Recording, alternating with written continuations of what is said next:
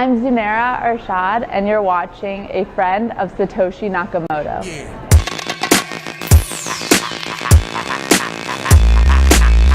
Let's hold y'all what's all about. Hey, y'all what's all about.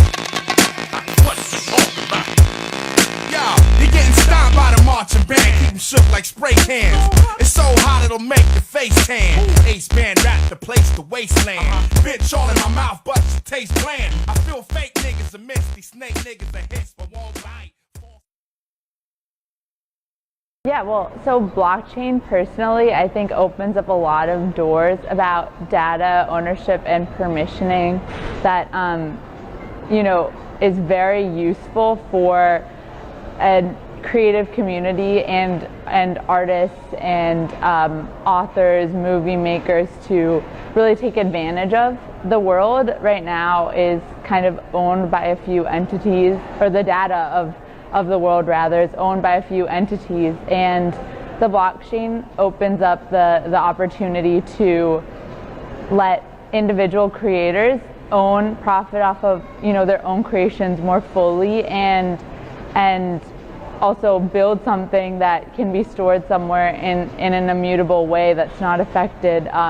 Let's say a portion of the world is wiped out tomorrow. Well, all those creators that live there, their stuff will live on forever. So the blockchain in this space makes total sense to me, and I think it was bound to happen. Any new technology is going to pave the way for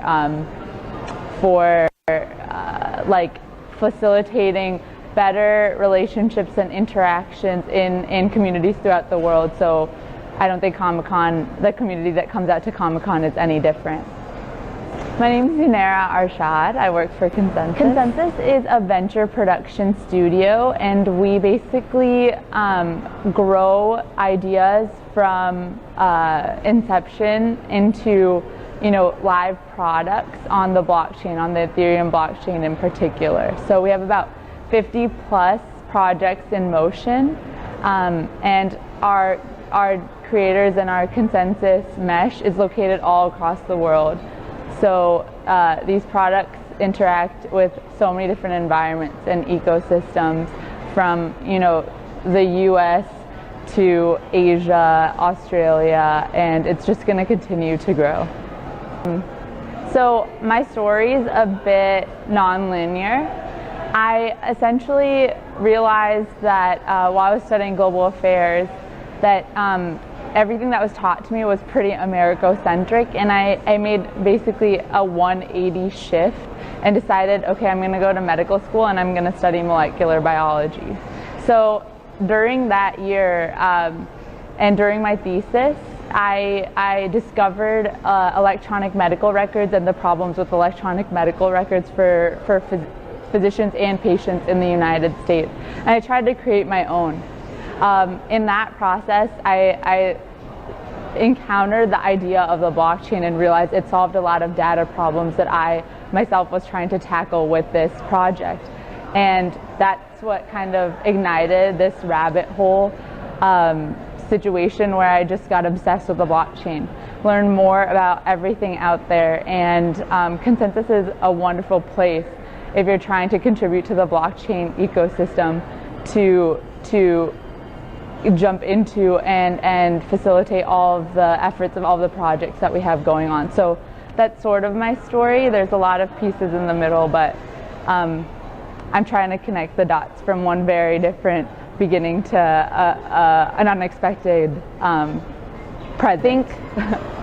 It's one thing to think about being a woman in the blockchain industry, and it's another thing to be a woman at Consensus. And so when I was brought into this company and how I engaged it was with a lot of female leadership at Consensus. So my initial interaction with the blockchain space and with my role had a lot of people to look up to that were women entrepreneurs and smart, passionate, motivated women who are getting things done in this space. And when I looked out to the larger ecosystem, what I realized is, we have a long way to go.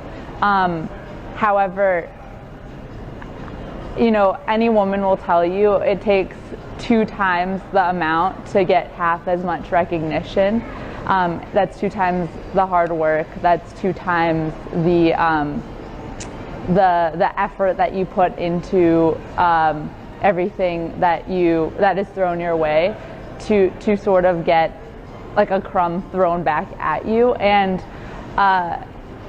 that's true of the rest of the world. So any space I occupy will essentially pose the same problems and risks. So it's a frontier that I'm gonna jump into, and a journey that I'm happy to take full force head on, because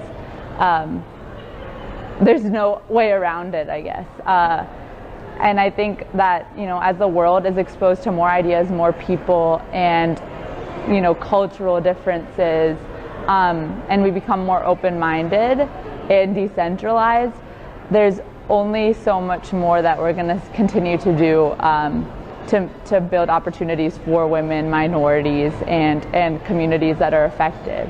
Blockchain, to me in particular, actually opens up a forum in which we can step in and be leaders. It's such a nascent field, so if I know a lot about it and a lot of men around me don't, well, then that's something that we can start the conversation on.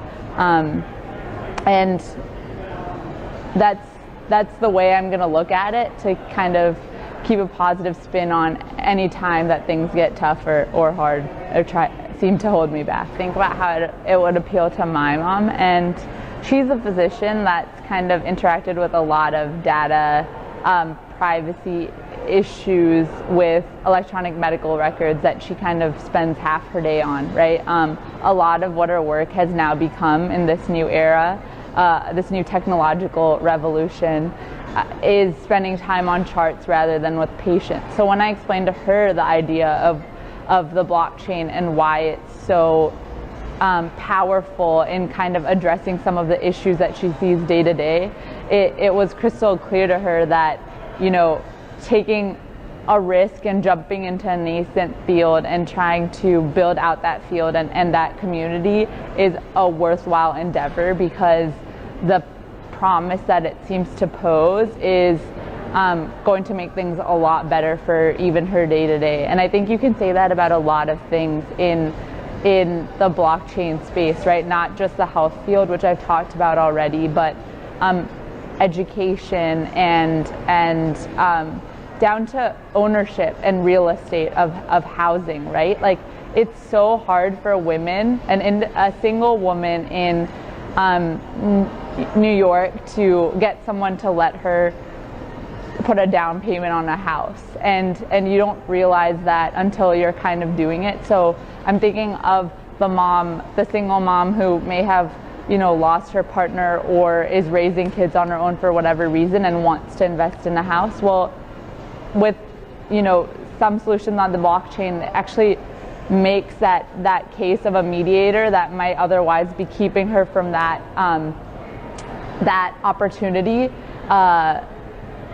it actually throws out the possibility of that person getting in the way of her gaining ownership into a house. So that's down to like the fundamentals of day-to-day living. And I think you can find so many concepts or use cases that would speak to a woman, their struggles, or a minority. And